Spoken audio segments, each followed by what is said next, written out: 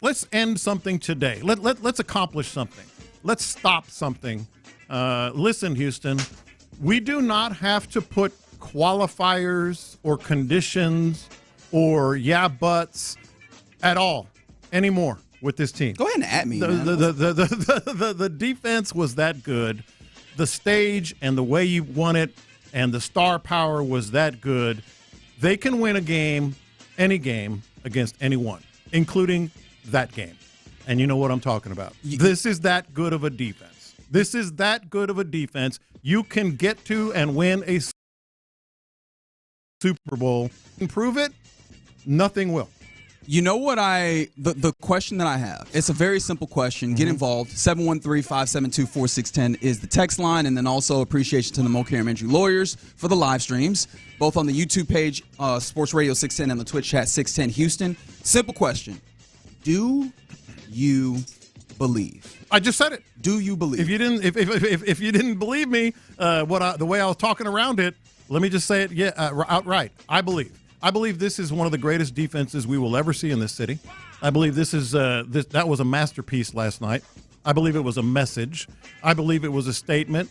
It was something that sent a message to the NFL world. You do not want to play this team. I believe this is an all-time great defense. And with an all-time great defense, there are no conditions and no qualifiers. None.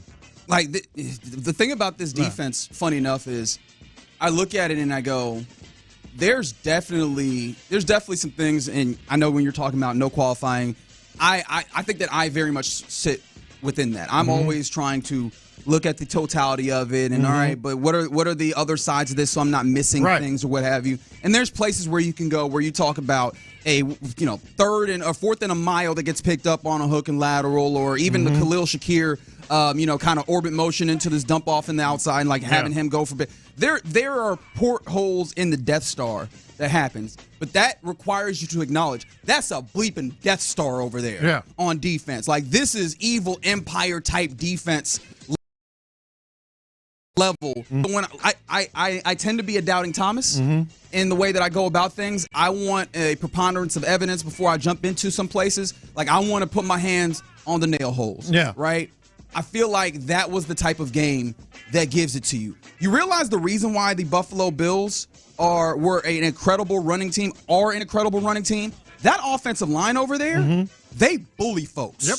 Like Deion Dawkins bullies folks. Old boy on the other side whose names I keep forgetting, bullies folks. Conor McGovern bullies folks. Brother, I mean, there's a play where Danielle Hunter gets a sack. Danico Autry goes through Conor McGovern. He curls up in a ball. Yeah. They bullied some bullies in this game. They absolutely did. And, you talk about, you like to maybe say, what if this and how about that? Those are still there. What I'm saying is this defense individually and collectively is good enough that by the end of the year, if not starting today, we're going to say, 2025 Texans, 2000 Ravens, what year was the Legion of Boom? Seahawks, some of those Broncos teams. It is on that level, Reggie, I'm telling you. This is one of those things where, and I'm not exactly always, speaking in superlatives about a team. You always try to find, the what ifs. But let's look at it individually.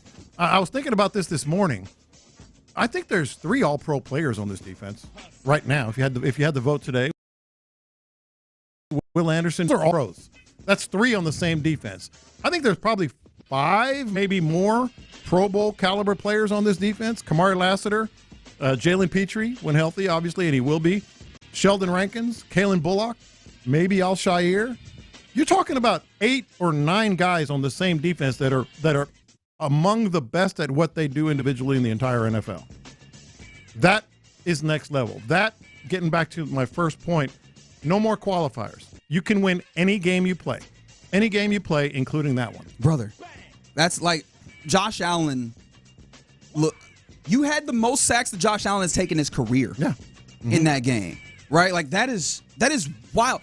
That this Josh Allen-led offense that admittedly had been up and down this season. We talked about it, but the high water mark for this offense and for Josh Allen and just what he can do is incredible.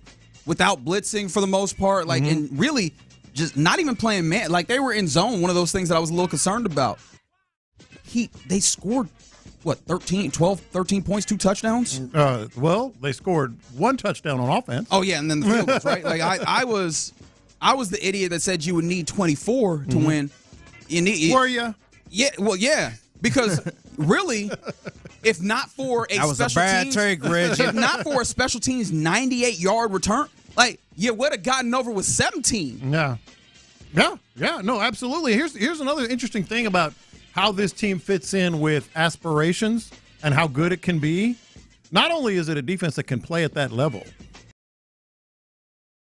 this is like the best quarterbacks in the league are not on the best teams in the standings. Look at the standings. Like, outside of Matthew Stafford, there are not a lot of truly great quarterback. Defense is what this season is all about, and the Texans have the best one. Well, I think, honestly, this defense is part of what this season is about. I think the season is about finding some level of consistency.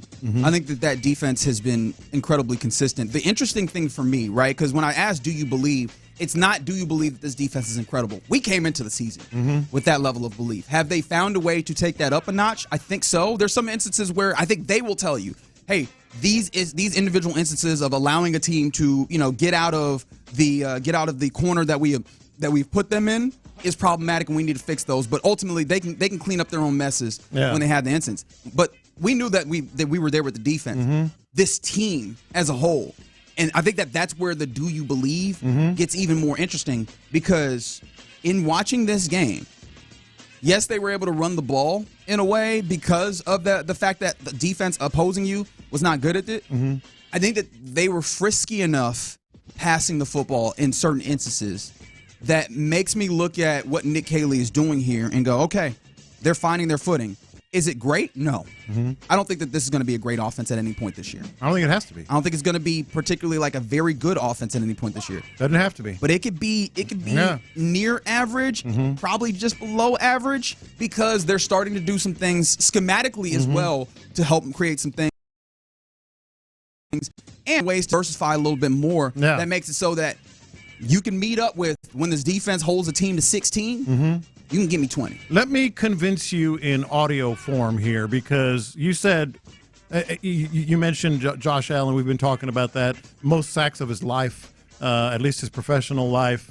That reigning MVP coming off a 6-touchdown performance.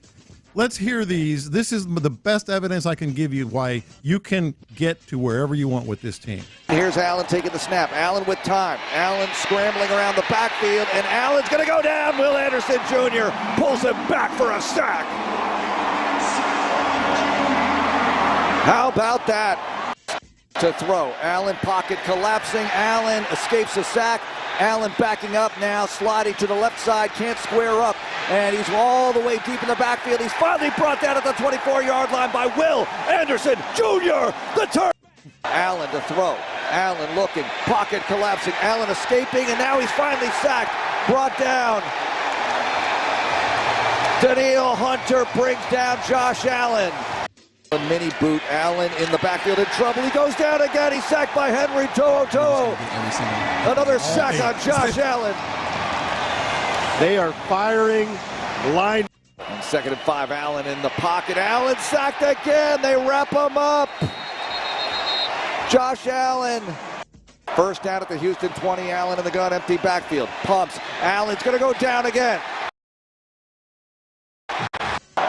2nd down and 10, Bills from their 47. 1:09 to go, Texans leading 23. Allen to throw. Allen stepping up. He's got too much time. Now he's in trouble. Allen is going to go down to Neil Hunter. He brings him down. 3rd and 20, Bills from their 37. Allen with split backs. He's in the gun here. Pressure right up the middle. Allen, flag down. Allen sacked again at the 30-yard line. 8. Count them. 8. If that doesn't convince you, I don't know what does. And largely with 4 men rushing. This is an epic time for Houston Texans fans. I've been there since day one. I've never quite seen anything like this. Yes, I saw J.J. Watt. Yes, I saw all of them. Mario Williams, man, all of them.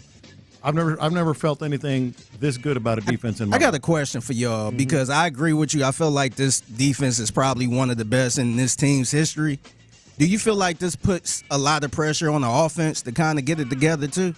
Pressure is, the pressure's probably been innate there anyways. But yeah, but I think it's the good Because type this of is pressure. a historic defense at this point, man. Yes. I think it's the appropriate type of pressure. And honestly, to some degree, no, because they have responsibilities. I don't think you get out there trying to just slack, right? You don't play at the highest levels of sport or any competition in order to just kind of cruise by. Like, you want to go out and put your best foot forward, and they they will readily recognize that that's not been the case. They are trying to be better versions of themselves. I think people with a reasonable mindset, you get down like the way this feels. Yeah.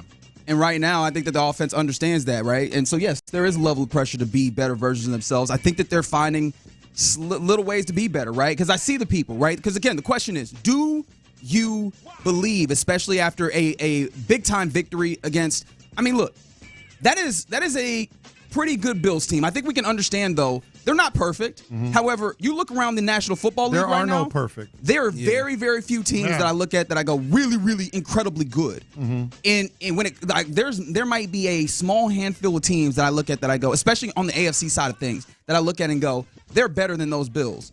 And you handled them very, very well, right? I think that for me, that is where my belief starts to come in. And yes, there's some things that factor in, right? We talk about a Thursday night short week. I talked about how I felt like there was an advantage there. Some people on the text line felt like, hey, that's not nearly as big of an advantage. Look back to the Ravens last year. Okay, I can see, right? Same 4 days, same team coming in. This looked different. Yeah. This looks significantly different than that. It looked significantly different. It felt different. And really that's where, as fans, as people who have been covering this team and this game for a long time, it truly is a it when you see it thing. I know what I'm looking at now. There were some things, that maybe we even defensively you could parse out and maybe this, maybe that, and is the offense going to be good enough? You talk about the offense, and we mentioned it yesterday. Can you get to 24?